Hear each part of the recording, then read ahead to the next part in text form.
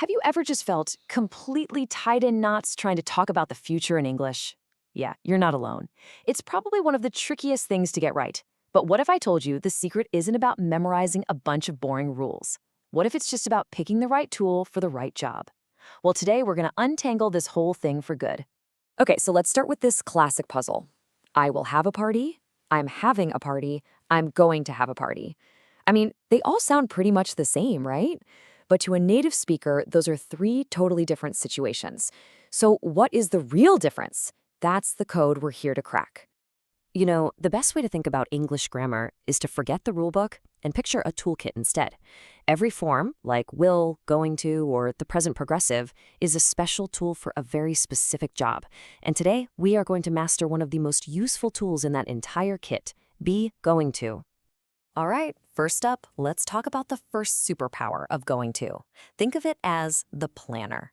Its main job is to talk about your plans and intentions, all the stuff that's already rattling around in your head or written in your calendar. Here's the most important thing to get. With going to, the thought comes before you even open your mouth. You're signaling to everyone that a decision has already been made. You aren't figuring it out as you speak. You're just reporting a plan that's already locked in. Let's look at these examples because they really show what I mean. We're going to get a new car. See, you can just feel the conversations and the saving that happened before those words were said. Or asking, when are you going to get your hair cut? That tells me you already know they plan to do it. And that last one, well, that's just pure, planned out determination right there. But wait, going to wears a second hat. It's not just a planner, it's also the predictor. But this isn't about some crystal ball or magic trick. Nope, this is all about cold, hard evidence. And this is so important. This is not some vague feeling you have about what might happen.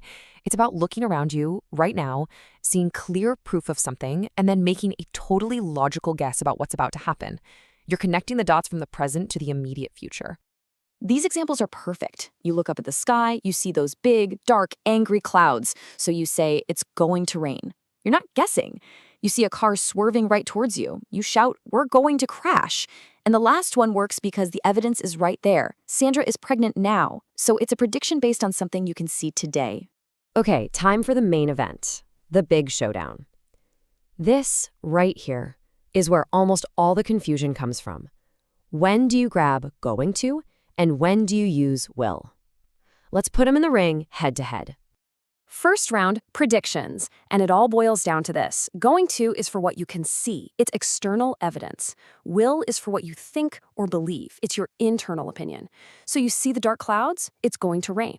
You just have a hunch tomorrow will be nice. You say it will be warm. See the difference?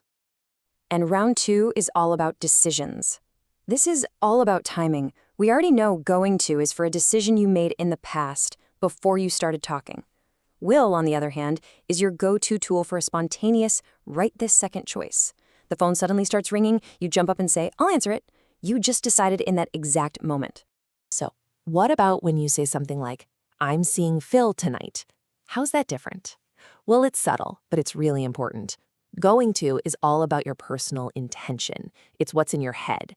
But the present progressive, like I'm seeing, that's for a fixed arrangement. It implies you and Phil have already talked and put it in your calendars. It's solid. Whew, okay. We've broken down all the different tools in our kit.